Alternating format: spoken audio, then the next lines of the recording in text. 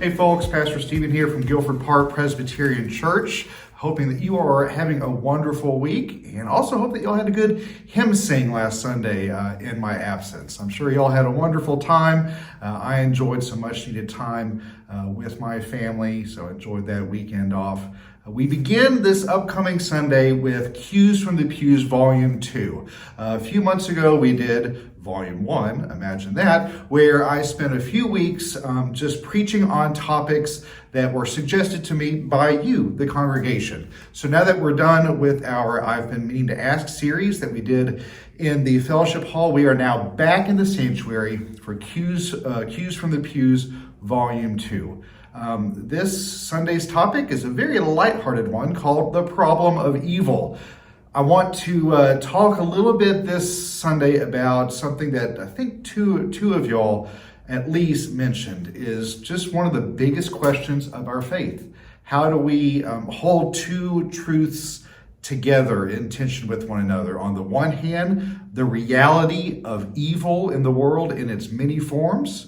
When people go hungry and there's violence and natural disasters and bad things happen to good people. How do we hold that truth in one hand and the goodness and the sovereignty of God in the other hand? It's a conundrum that we've been struggling with for millennia, is do we have a God who is all-powerful that chooses not to do anything about it? Or do we have a God who is truly just and good but is incapable of doing anything about it? So the question that we're going to journey through this Sunday is, why doesn't God do something about it?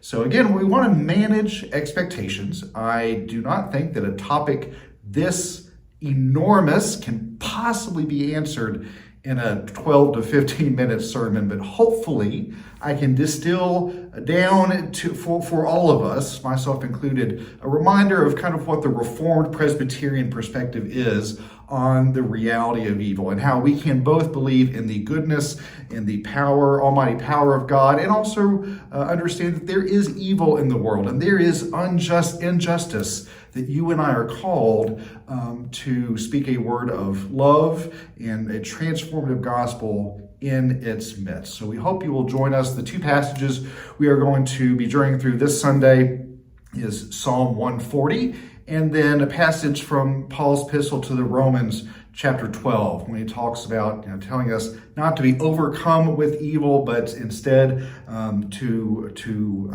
overcome evil with good. One quick announcement before I close out this video. Our Ruth Lamb Enrichment series is coming up in a few weeks, about a month or two. It's coming up on September 30th, and this whole year, this calendar year, I have been reading with the session, with the staff, and with some other key leaders, a book called Growing Young: 6 Essential Strategies to help young people discover and love your church.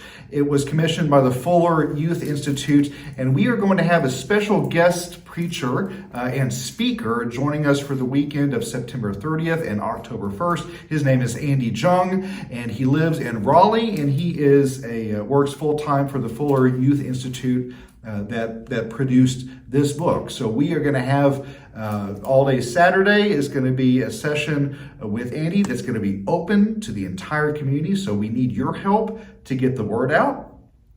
It's a completely free event and lunch is included, but we need people to register so we can prepare adequately. So help us get the word out. If you know other friends and neighbors in other congregations, other faith communities, all are invited.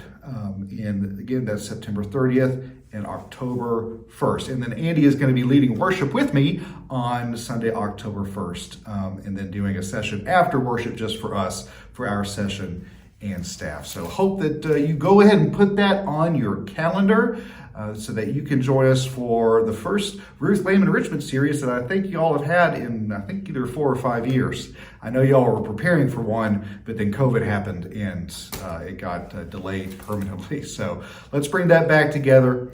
I hope you have a great week, and we hope that you will join us this Sunday at 10 a.m.